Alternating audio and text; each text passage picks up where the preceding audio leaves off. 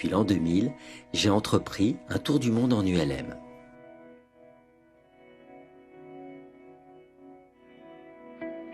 J'ai souvent été accueilli avec chaleur et j'ai pu partager la vie des gens. Je me sens maintenant totalement citoyen du monde. De là-haut, je n'ai vu aucune frontière. Il nous faut agir tous ensemble pour vivre en paix, protéger la richesse de notre biodiversité, mais également la diversité des cultures traditionnelles qui savaient vivre depuis toujours en harmonie avec l'environnement.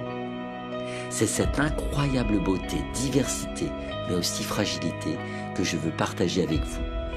Voilà les objectifs du projet Couleurs de la Terre. Êtes-vous prêt à embarquer ?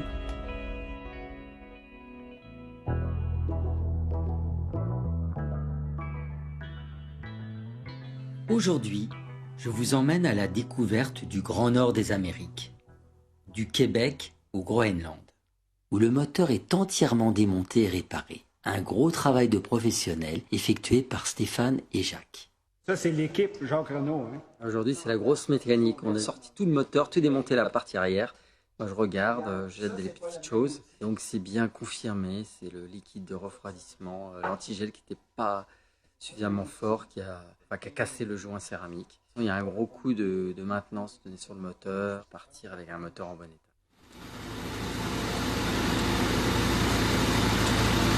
C'est bon pour le tour de la planète, après moi. Me voici à nouveau en vol, cap au nord, survolant la vallée du Saint-Laurent, le Québec historique, ses campagnes cultivées s'étalant sur ses deux berges.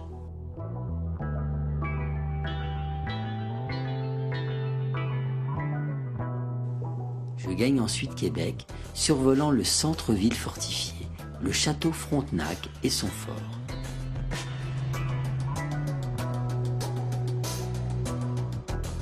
Plus au nord, les montagnes apparaissent, tombant dans les eaux de l'immense estuaire du Saint-Laurent. Quelques derniers paquets de brume de mer se dissipent. Je survole quelques exploitations de tourbe, puis de superbes baies.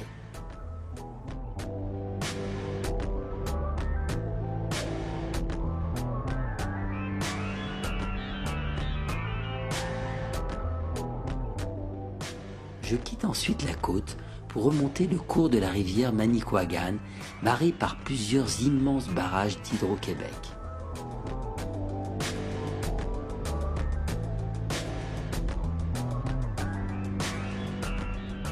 Halte pour la nuit.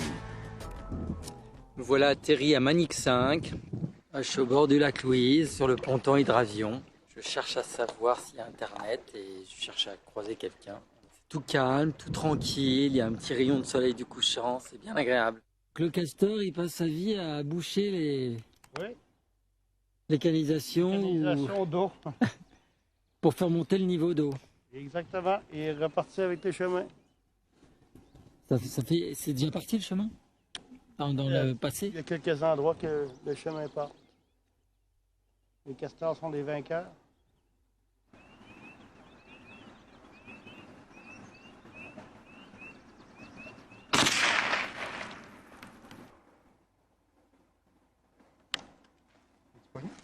Il bouge encore. Pour construire une cabane, il faut acheter une parcelle, il faut... Oui, une location au gouvernement. Coûte cher d'avoir un terrain? Non, pas du tout.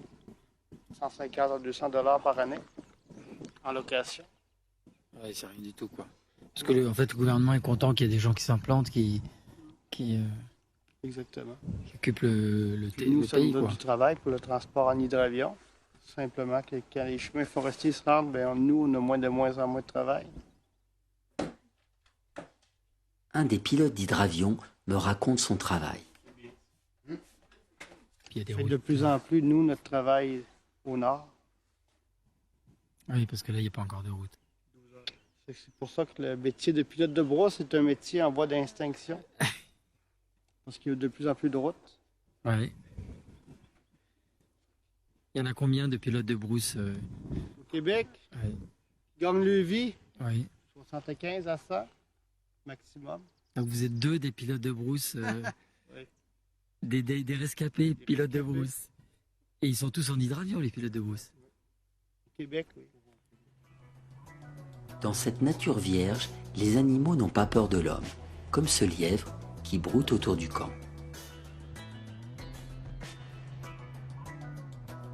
Mon petit chalet de bois. On voit que la météo est pas tellement géniale pour aujourd'hui. C'est ce qui nous arrive, c'est de la petite pluie là. Ce matin, le temps est gris, ça crachine là, en ce moment. La visibilité est assez moyenne. La dernière prévision sur Wabush n'était pas très bonne, donc j'hésite. Sachant que ici je suis vraiment bien. On entend les chants des oiseaux. On n'est pas perturbé par les ondes des téléphones portables, des antennes. On n'est pas bombardé d'ondes ici. Ça, on le sent dans le silence. Ça repose le corps. Et j'adore, quoi.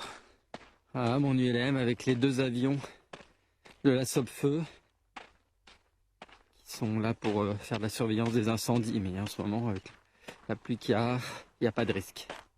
Ah, je vais attaquer un petit peu la petite révision sous la pluie fine. J'ai contrôlé le moteur, tout va bien. Je ne veux pas voler sous la pluie qui, en hauteur, vu qu'il fait que quelques degrés, devient verglaçante.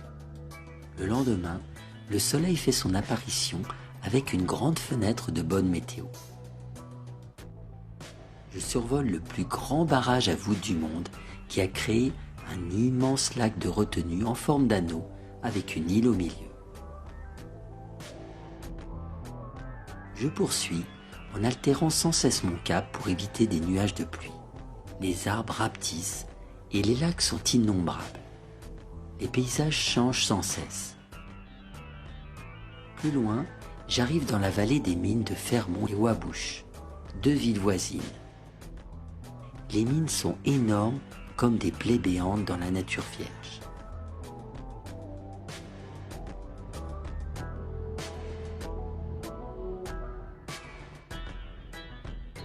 Je survole Fermont, la ville francophone, puis me pose à l'aéroport situé à Wabush, la ville anglophone. Avec la 3e ville, Labrador City, qui est proche, 40 000 habitants vivent autour des mines dans cette contrée glacée inhospitalière. Yeah, born and raised. Un jeune travaillant à l'aéroport m'amène faire le plein. And you're working at the airport and Yes. studying. Yep. Still in high school. 17 years old. Yes, and you look young. I told myself you should not work since a long time. But you can work at 17 years old. You can work 12 Yeah. years old here if you like. Yes. Yeah. Il se met à neiger abondamment. Aucun contact ici, je dors dans l'aéroport. Plusieurs dizaines d'avions par jour et qui viennent ici pour amener des travailleurs. J'ai rencontré un pilote d'ULM, un Zener, qui est arrivé à l'aérodrome, à l'aéroport de Wabush, et il m'a conduit à l'hydrobase, qui vient d'ouvrir, et c'est une charmante québécoise, très vivante, qui le tient, avec une espèce de maison préfa, où il y a 8 chambres, salle de bain, salon, on est au bord du lac, c'est nettement plus agréable que l'aéroport où j'ai passé la nuit. En tout cas, j'ai pris une bonne douche et ça fait du bien. Il neige à Wabush. La visibilité doit être de 50 mètres. Ferville, Coudjouac, en motoneige. 2 jours de temps. motoneige, 2 jours de temps. Ça, c'est d'aventure, ça. Moi, c'est de l'aventure. En plein mois de février, quand il fait froid, oui. Moi, 57 qu'il faisait. Temps de dormir, on mettait des branches d'épinettes en dessous. On montait la tente dessus. Dans cet hiver, en haut, comment est-ce qu'il faisait? Et Moins vous- 67? Moins 67. Là, on est rendu le 5 juin, puis il neige encore. Il y a des mois où il neige pas ici. Non, il y a 2 saisons ici. Oh, oui. C'est hiver puis automne. C'est pas ici? La Oh. Très beau, ça venait. Ah bon? Ah, c'est pour ça qu'il a les cheveux rasés. Hein. Il y a plein de calvitie. Hein. Non, ça c'est une patinoire à poux. Une patinoire à poux. Ris pas trop, Thierry. C'est soit patinoire à poux ou semi-décapotable. Ah bon? Si, non, mais tu m'as trop fait boire, là. C'est pour ça que je te filme. Parce que, si, 3 verres de vin, le Porto. Je t'ai bien accueilli Ah oui, ça c'est très, parce très bien que je t'ai accueilli. admis. Puis, mais que j'aille te rendre visite, ça fait pareil avec moi. Mais moi, il n'a D'accord, pas. avec plaisir. Et puis on a eu un festin, là. C'était très bon la C'est nourriture. quoi? Voilà, je C'est filme moyen, c'est moyen, la c'est- cuisinière. Non, j'aime pas ça, tu sais que j'aime pas ça. La personne qui t'a vu, il t'a bien orienté pour la place où elle est. Ouais, il m'a amené chez mes cousins là. Oh, tes cousins. Cousins de loin, mais... Un poulet. Yeah, il t'appelle la poule alors. C'est ton- Les gens qui rentrent de leur travail là. Ouais. Ah, il y a beaucoup de voitures là. Hein. Oh, oui. Ma compagnie, c'est une location de nacelle, ciseaux lif, téléhandler, génératrice. Quand les nuages de neige y passent, on voit plus rien. Hein. Vraiment, là, on a vu à 100 mètres. Hein. On voit la différence.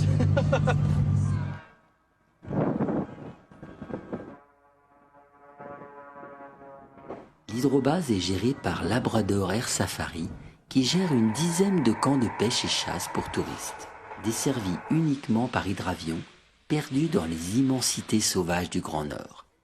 Ils les amènent, les logent, les nourrissent et leur fournissent les guides.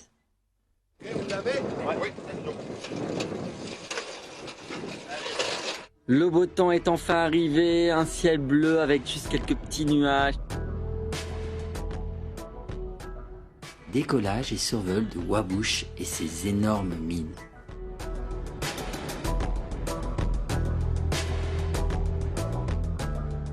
Puis je mets le cap au nord, au-dessus des paysages montagneux vierges à l'infini.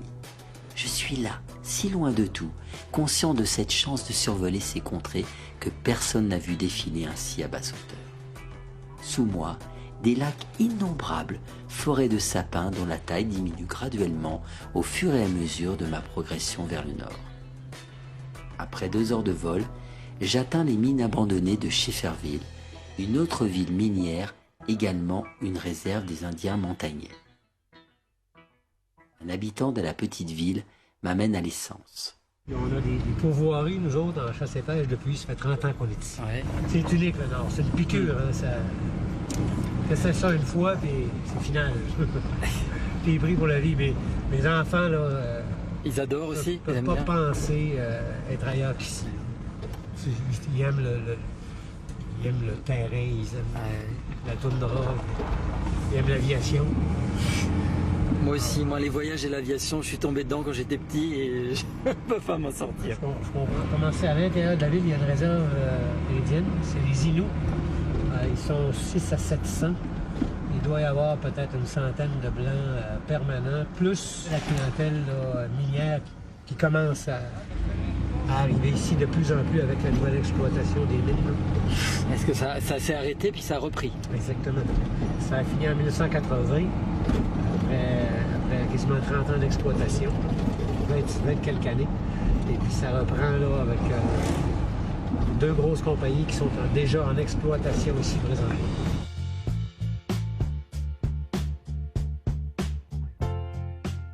Profitant de cette bonne météo, si rare ici, je poursuis. Neige et glace s'imposent peu à peu.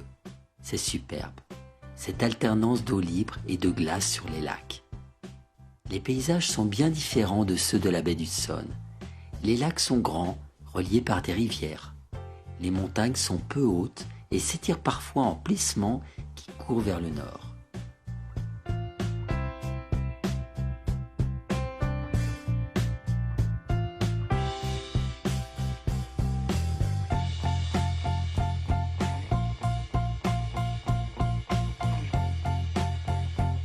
Je ne vois aucune trace humaine sous moi pendant des heures.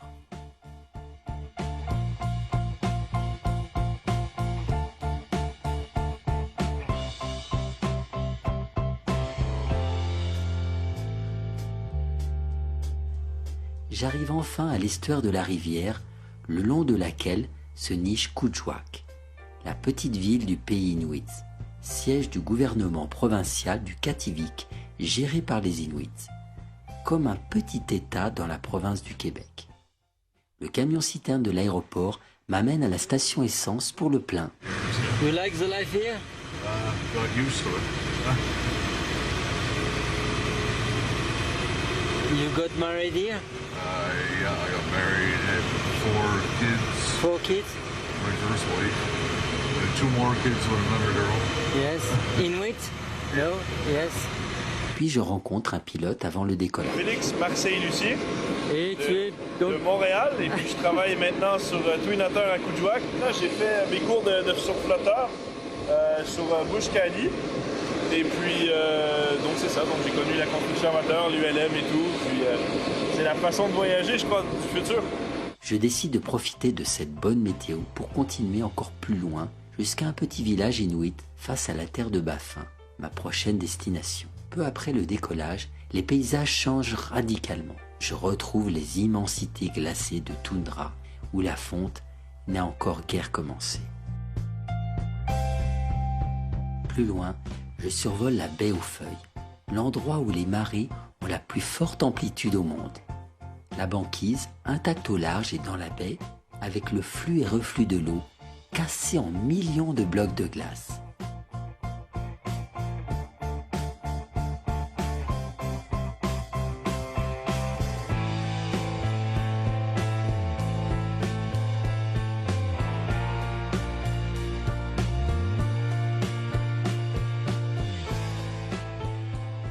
Je passe 2 autres villages inuits.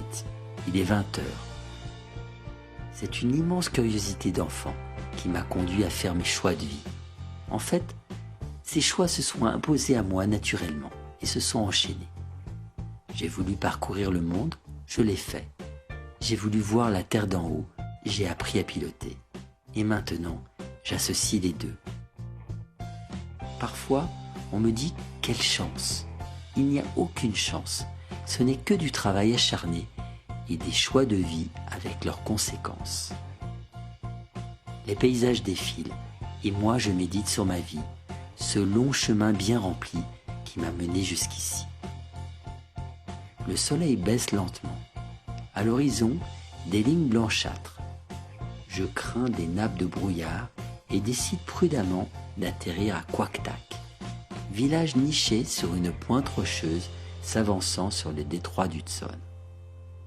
Suivant ma progression sur Internet grâce à ma balise Spot, Roland téléphone à la cousine de sa femme, Sarah, habitant ce village, au port pour m'inviter chez elle pour la nuit. So, you are Sarah? Yes, this You're- is my nephew.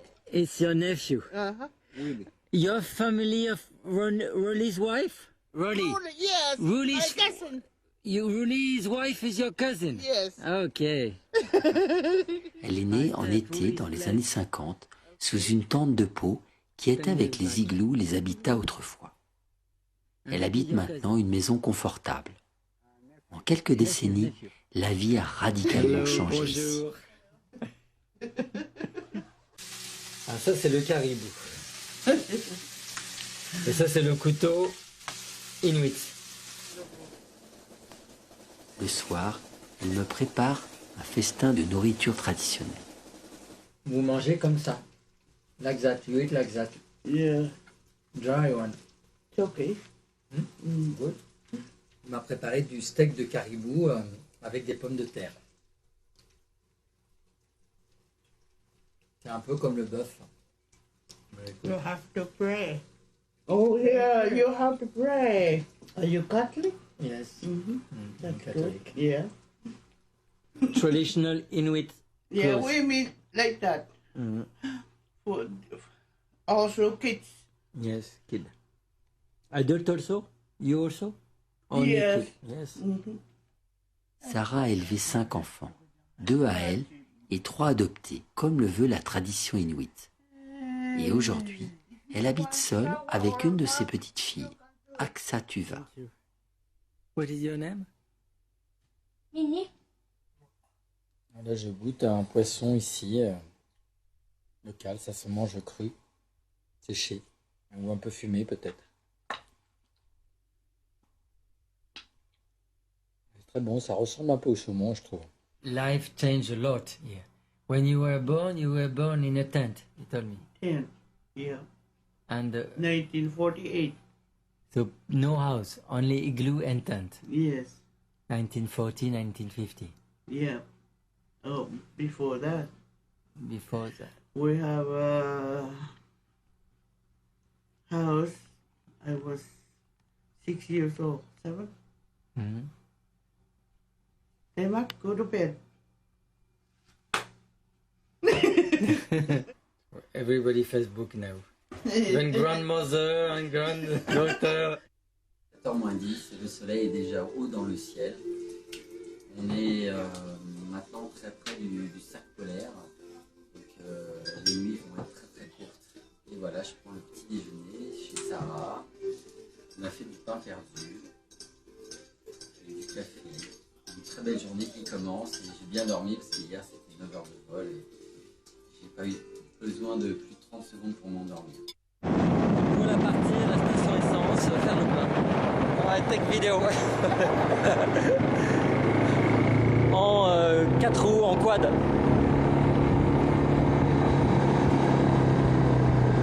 Avec Sarah.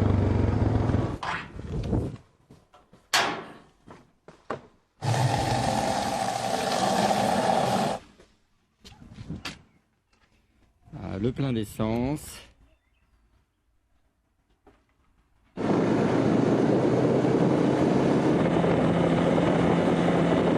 Là, je pars avec un petit sachet de poisson et de caribou séché là, que m'ont fait cadeau Sarah et sa petite fille.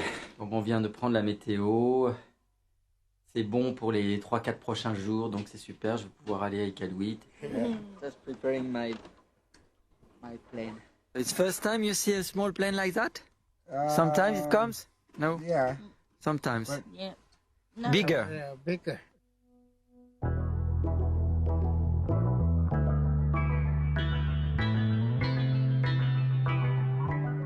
Je repars pour à nouveau plusieurs heures de ravissement.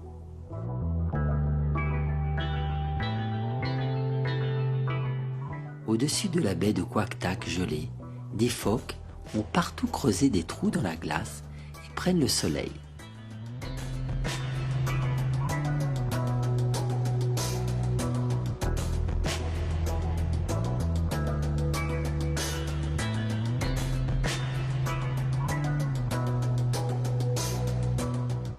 Plus loin, je surprends des bœufs musqués.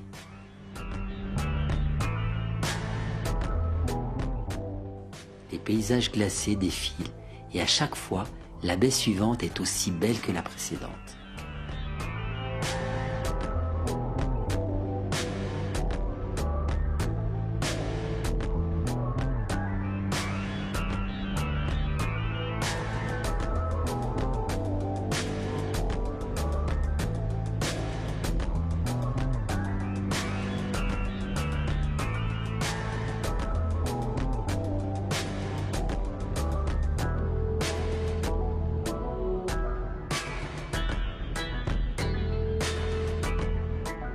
Des nuages bas en direction du parc de Pingaluit que je voulais survoler et des pluies verglaçantes sur les détroits d'Hudson me font faire demi-tour et me poser à Kanjiksujuaq, village de 700 habitants niché au fond d'un fjord gelé que des motoneiges sillonnent.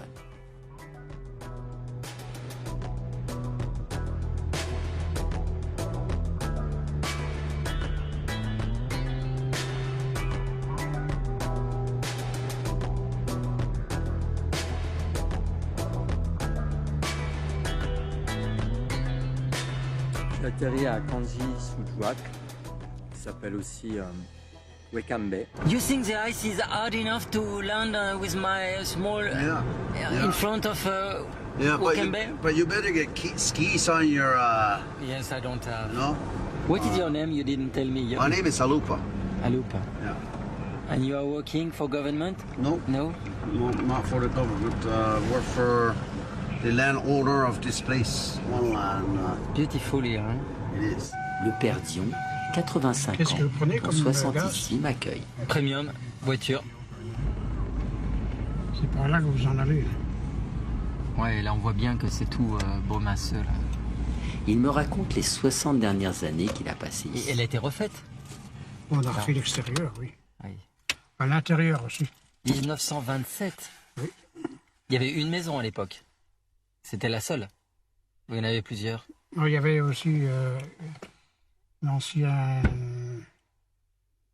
maison de la compagnie de la baie du Sud. Pour la population ici, il y a une vingtaine de naissances chaque année. Ça augmente vite, alors. Oui.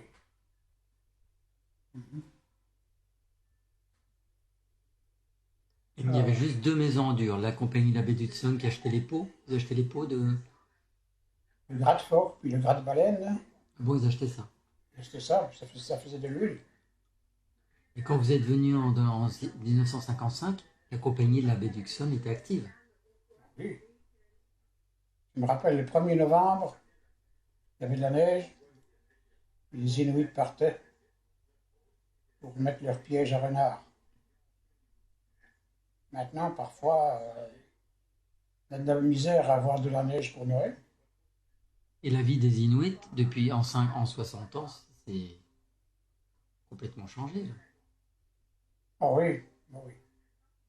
Ah. Il y en a encore qui chassent, il y en a encore qui pêchent, mais de moins en moins.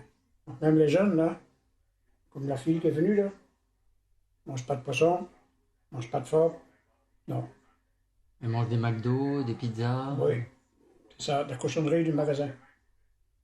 Je sais, ils voyageaient, ils se démenaient. Maintenant, c'est même plus nécessaire. Ils ne se sentent pas à l'aise. Hein. Ils ne travaillent pas, ils ne vont plus à l'école, ils ne savent pas quoi faire de leur peau. Pour rien. Rien. Ils ne veulent pas chasser, ils ne veulent pas pêcher. Non. À cause de la mine de nickel, oui. qui se trouve à une centaine de kilomètres d'ici. Là. Cette année, chaque adulte va avoir droit à $1000. C'est-à-dire que maintenant, ils ont des problèmes, alors qu'avant, ils n'avaient pas. Le seul problème qu'ils avaient avant, c'était de trouver la nourriture, survivre. Comme la fille qui était ici, là, avec son bébé, là, elle, c'est une adoptée. Ses 2 frères, ce sont des adoptés. Parce que les parents ne pouvaient pas en avoir. Non. La nuit dernière, j'étais à Quatak. J'étais chez Sarah. Moi, elle m'a dit, j'ai eu 4 filles, un garçon. Elle dit, mais il y en a seulement 2 qui sont les miens. Partout, il y a des enfants adoptés. Et avant, est-ce que les jeunes se mariaient, choisissaient leur partenaire ou c'est les parents qui décidaient? Non, non, c'est les parents qui décidaient. Dans les années 50, quand vous êtes venus, c'était... Arrangé. Il y en avait un, travaillait au magasin ici, la compagnie de la baie d'Hudson.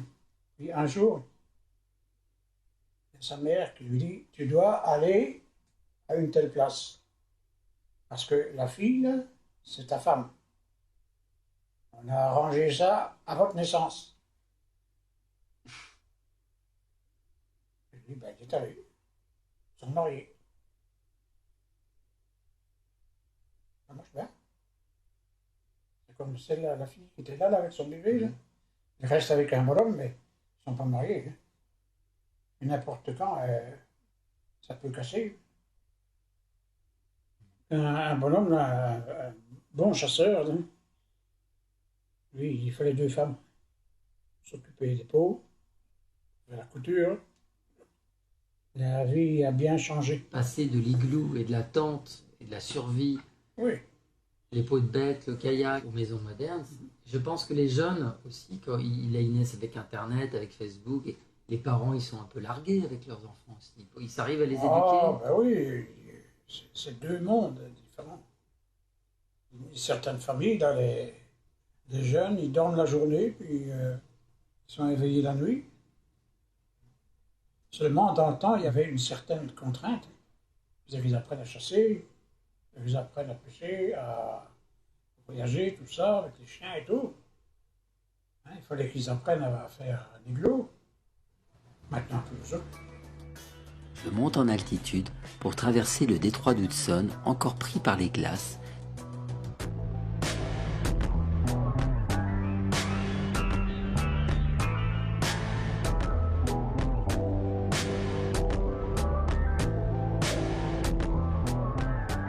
Je gagne ensuite l'île de Baffin, 6e plus grande île au monde. Nouvelle immensité glacée que j'aborde haut, me permettant d'avoir une vue générale. Je survole le village de Kimirut.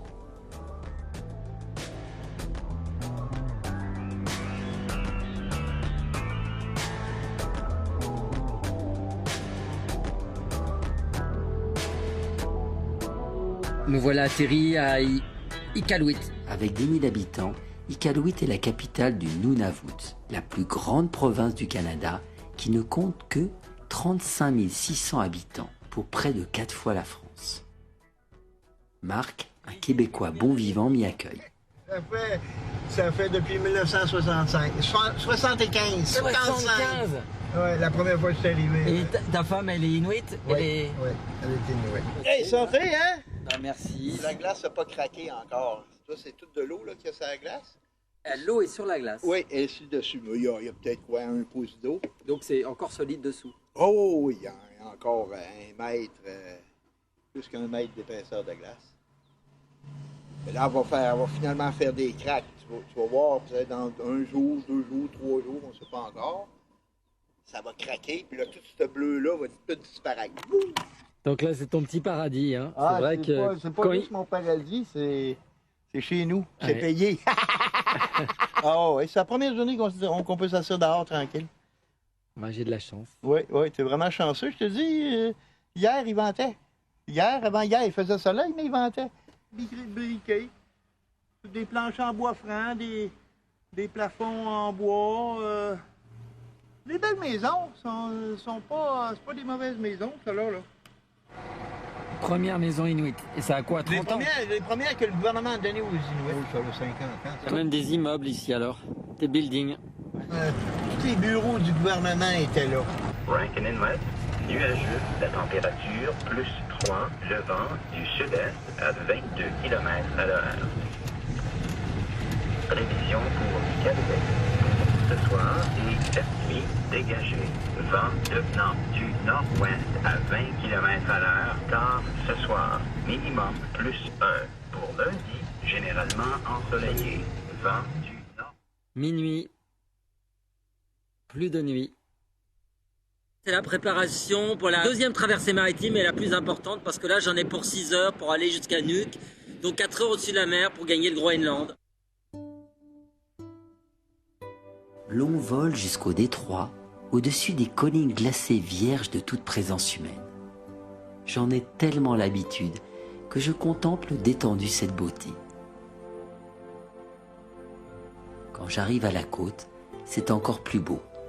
Devant moi, les montagnes meurent dans la banquise. Le rivage ne se distingue qu'à de rares endroits où l'eau libre pointe.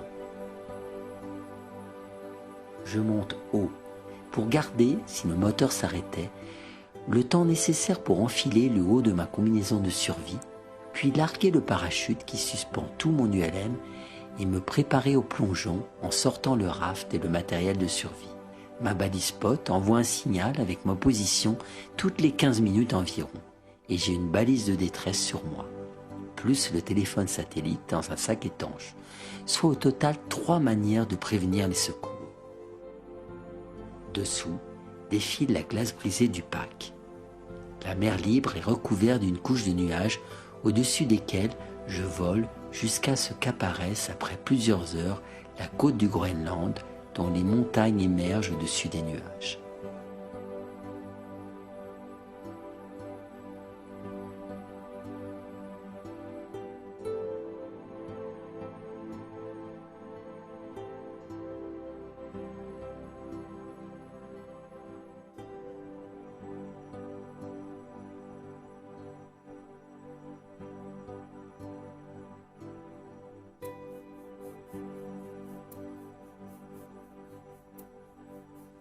Nuuk, la capitale du Groenland, qui a acquis suite au référendum de 2008 une certaine autonomie vis-à-vis du Danemark, compte 16 000 habitants sur les 56 400 du Groenland en 2013. Elle se niche à l'embouchure d'un fjord à 240 km au sud du cercle polaire.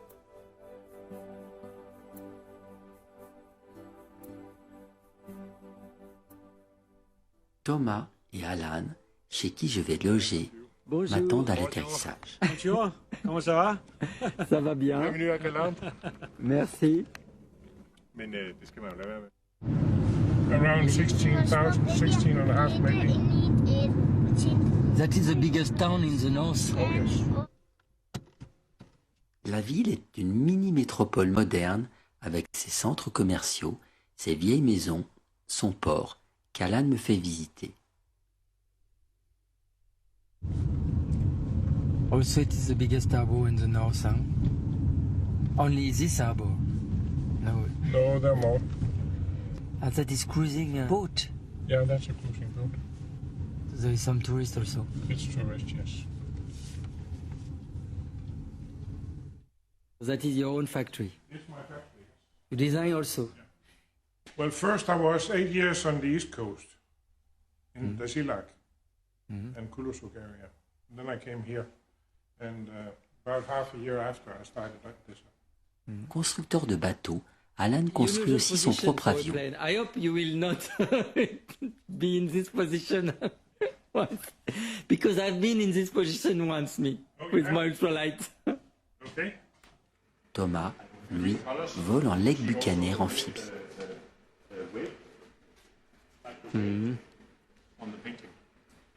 La météo étant bonne, je repars dès le lendemain matin.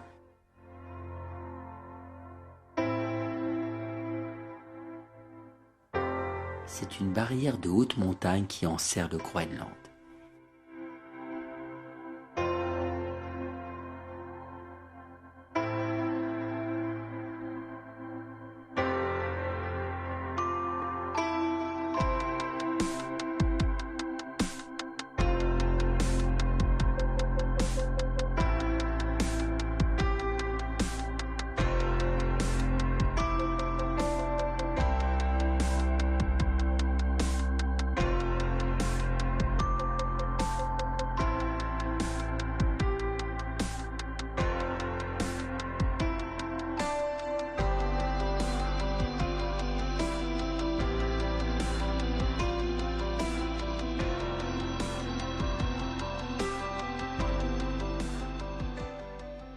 Des glaciers coulent dans des fjords innombrables pour se fondre dans de l'eau de couleur pastel. C'est saisissant de beauté et tellement inhospitalier.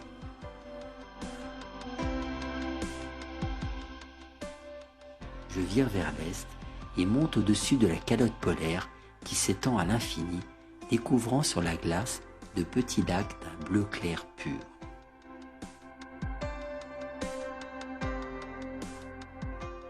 Je pique ensuite sur le fjord de Narsarsuaq, constellé de petits icebergs qui se sont détachés de glaciers. C'est la région au climat le plus doux du Groenland. C'est ici que les Vikings s'étaient installés dès le Xe siècle.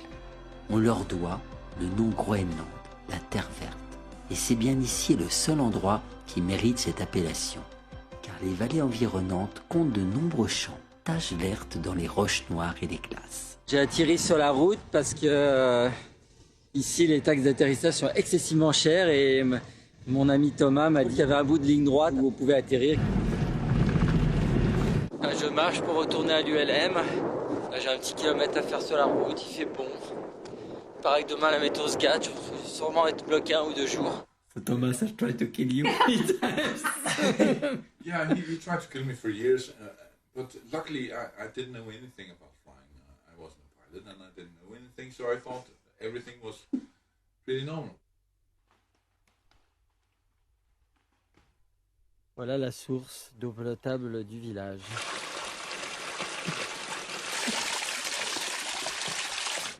Le village de Narsarsuaq compte 160 habitants.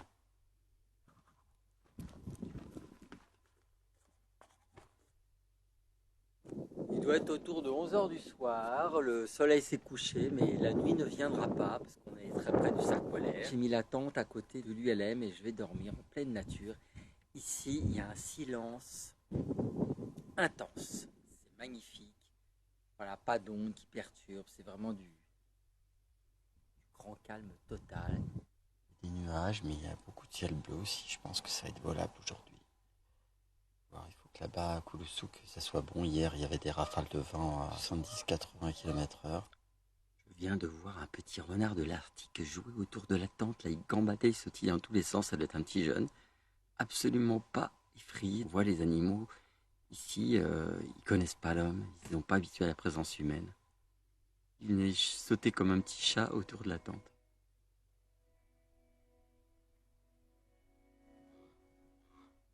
Jeg tror, vi har en rev ude på forpladsen nu. Sur ma route, sur la côte est, c'est pas bon aujourd'hui. Il y a des nuages sur la côte, il y a du vent de face jusqu'à 40 km/h contre moi. Donc il y a vraiment plus de 700 ou 800 km à faire sans le moindre village, sans aucun atterrissage possible. C'est vraiment la côte la plus sauvage du Groenland. Je vais reporter à demain. Donc aujourd'hui, on va profiter de la bonne météo pour aller se promener un petit peu. Je pars effectuer un vol local avec un des contrôleurs de l'aéroport au-dessus des fjords du sud, fermes des champs verts, village de pêcheurs.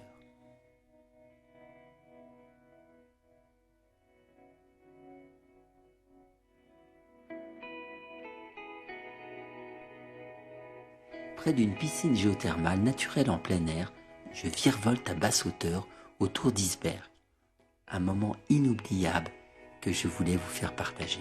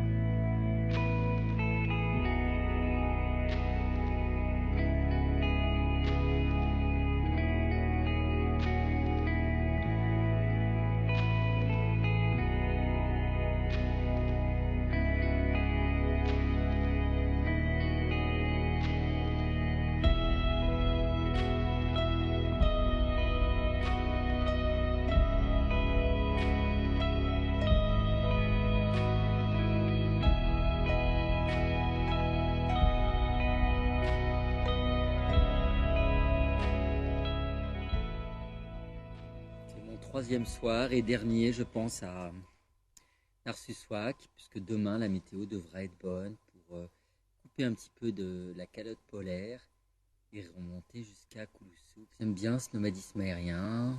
Et des moments, je me sens un petit peu seul, ça m'arrive. J'ai quand même bien pensé la sécurité, la combinaison de survie, le canot, la balise de détresse aviation, la balise spot pour me suivre, le téléphone iridium dans le sac étanche, un peu de nourriture, un peu d'eau.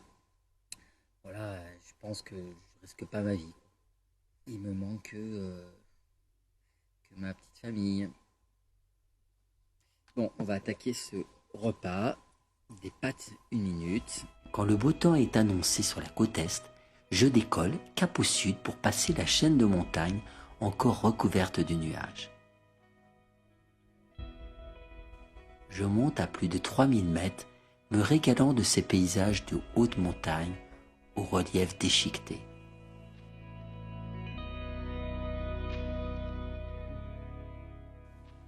Je pique ensuite sur la côte est avant de la remonter tout en zigzagant entre l'océan glacé et la calotte polaire au-dessus de la chaîne de montagnes qui longe la côte.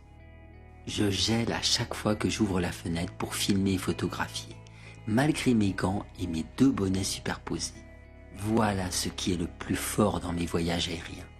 Découvrir la beauté incroyable de notre planète. Chaque jour c'est différent. Jamais je ne me suis ennuyé une seconde.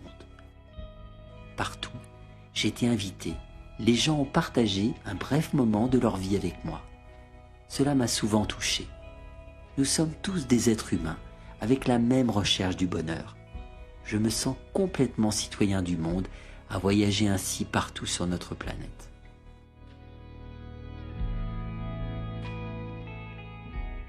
La calotte polaire couvre 95% du pays.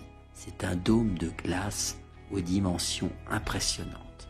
2400 km de long et 1000 km de large. Sa surface, relativement plate, est de 1 726 000 km², soit plus de 3 fois la France. Son altitude moyenne est de 2135 mètres. La glace peut atteindre l'épaisseur de 3000 mètres au centre.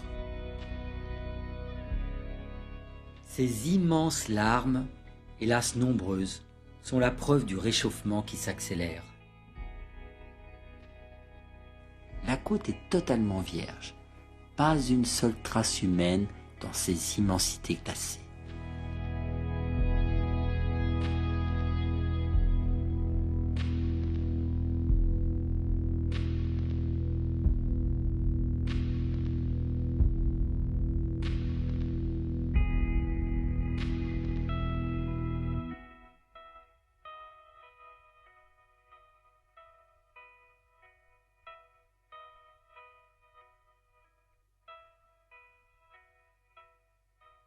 Après près de 7 heures de vol, j'atterris à Kouloussouk. On va à la station essence du village parce qu'il n'y a pas d'essence de samplon à l'aéroport. Sous le qui a 280 habitants et il a fait un super temps. Je crois que ça va continuer demain et ça se gâte dimanche et lundi. Donc demain c'est le passage sur l'Islande. Voilà.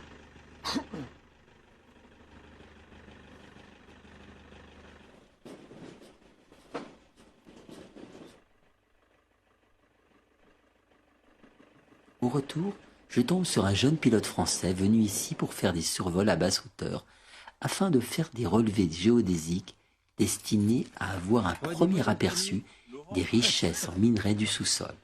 Voilà, j'ai atterri ici et j'ai rencontré Laurent qui travaille à Kouloussouk. Oui, le bon toutou. Et le bon toutou. Hein, oui, voilà. Gentil toutou. Il doit être 23h, je pense que le soleil est encore là. Le téléphone Iridium, mon petit ordinateur. Je peux passer quelques coups de fil. Boire un petit peu d'eau parce que demain je ne bois pas en vol. Je garde près de moi mon pistolet d'alarme chargé car un ours rôdait sur la piste il y a une dizaine de jours. Le plus froid finalement c'est quand on sort du duvet. J'ai bien dormi, c'est un petit cocon douillet et puis là quand on s'extrait on voit que la température elle est autour de 0. J'attends que les gens arrivent à la tour de contrôle, il m'a dit qu'il était là à 7h du matin. J'ai absolument aucune idée de quelle heure il est. Vers 11h30 le soleil a disparu pour revenir à minuit 30.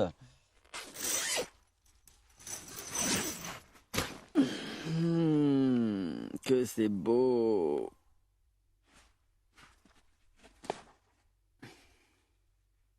Je m'installe pour ma deuxième traversée maritime jusqu'à l'Islande. Je pense que je devrais battre mon record, peut-être 7 heures de vol.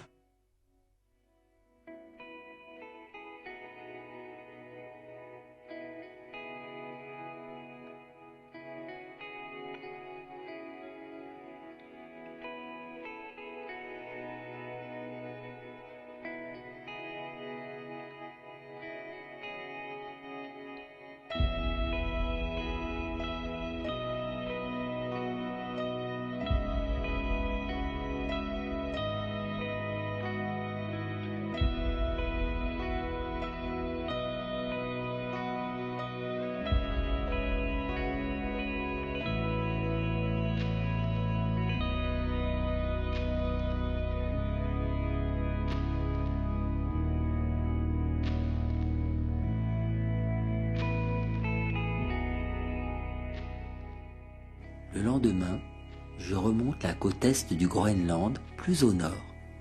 Puis je mets le cap à l'est, pour le grand saut au-dessus de l'Atlantique Nord qui me fera gagner l'Islande. La traversée du Grand Nord américain se termine. Elle m'aura permis de vous faire partager les images sublimes des contrées glacées parmi les plus sauvages et inhospitalières de notre planète.